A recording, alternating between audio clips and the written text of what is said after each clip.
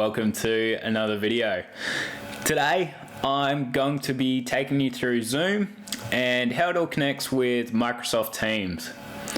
You've probably heard of Zoom before. It's another video conferencing tool, similar to Skype, but in my opinion, much better. Previous videos, we've gone through Microsoft Teams and looked at the online video capabilities that has inbuilt to it.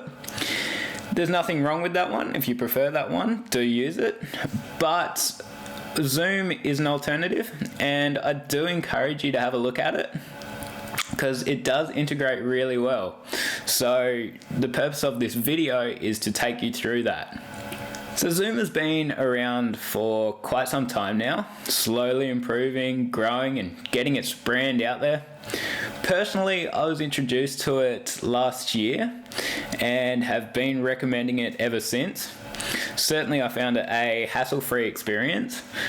You, as a host or a person with an account, sends out an invite link, and regardless of if the person has an account or not, they can click on the link and straight away they're into the conference call. So Zoom does have a paid service, and they have different levels of their plan. So obviously the higher you pay for a plan, the more features you unlock. The free plan is perfectly fine if you intend to have up to 100 participants.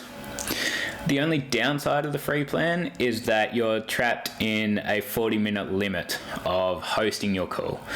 There's ways around that. You can resend an invite out and get people to join, and you're back in your meeting, but that is obviously a pain.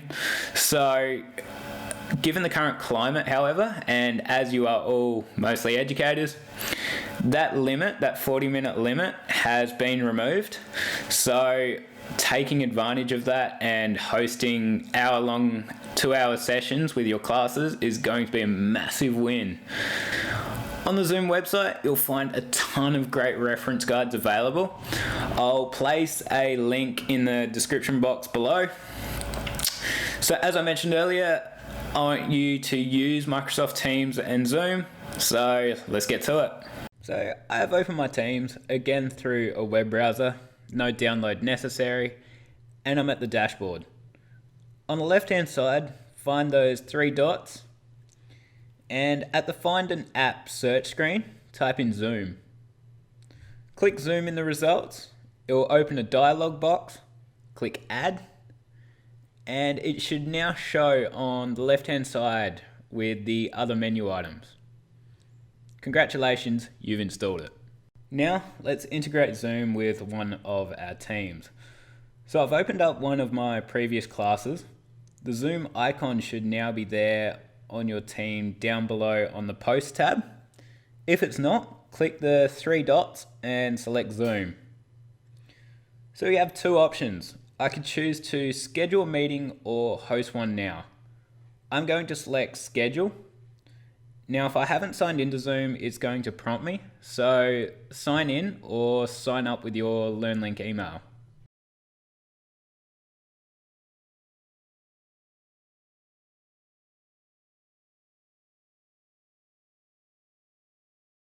You'll be prompted for pre-approval, so tick the pre-approval box and click authorize.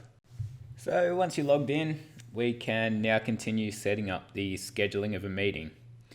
In topic, I'm going to type what we will be discussing. Start time, so we're going to select a date and a time for the meeting, and also make sure that the time zone is within your time zone. Rooms, we'll leave that blank for now. This is where the meeting will be hosted.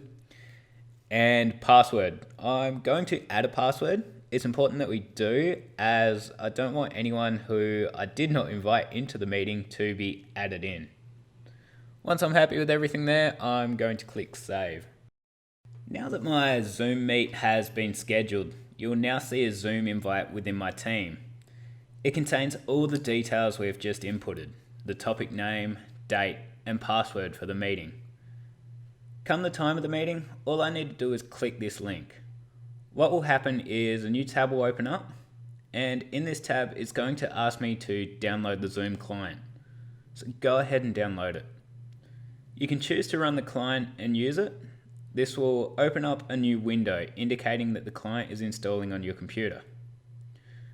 Once it has completed, you'll be asked how you want to join the audio session. I'm going to tick automatically join audio by computer and select join with computer audio.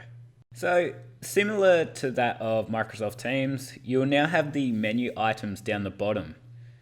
Your microphone and camera settings are located on the bottom left. Clicking the up arrow next to the microphone symbol will open up your speaker and microphone. Make sure that you have both your current speaker and microphone selected. If they aren't showing up here, make sure they are plugged in correctly. You may need to leave the meeting and rejoin in order for it to show up. Across again, I currently don't have my camera plugged in, but if I did, the same menu options will appear, allowing for a selection of camera if you've got multiple.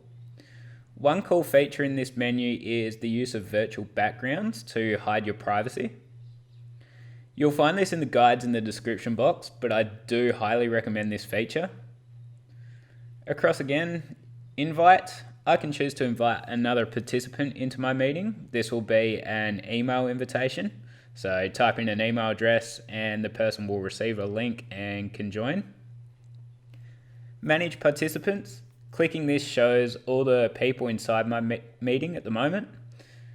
Additional options in this shows that I can mute all the members, or if I hover over a name, I can mute the individual. Share screen. Similar to Teams, I can share my screen. Great for when presenting videos or PowerPoints. Chat. I'd have this up when you are presenting. Participants might have trouble with microphones, so they can choose to type out their message. And finally, record.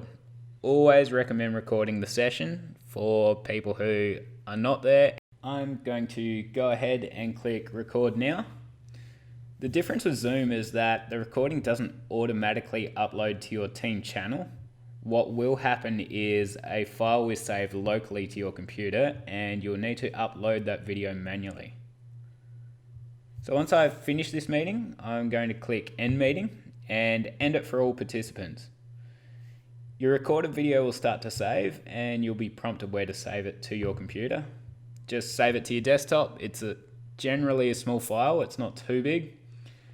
And then from here, you just upload it to your Teams as you would a document or another video. As you can see, Zoom is really simple to use. Hopefully you can start using it with your classes. If you found this video helpful, hit that like and subscribe button.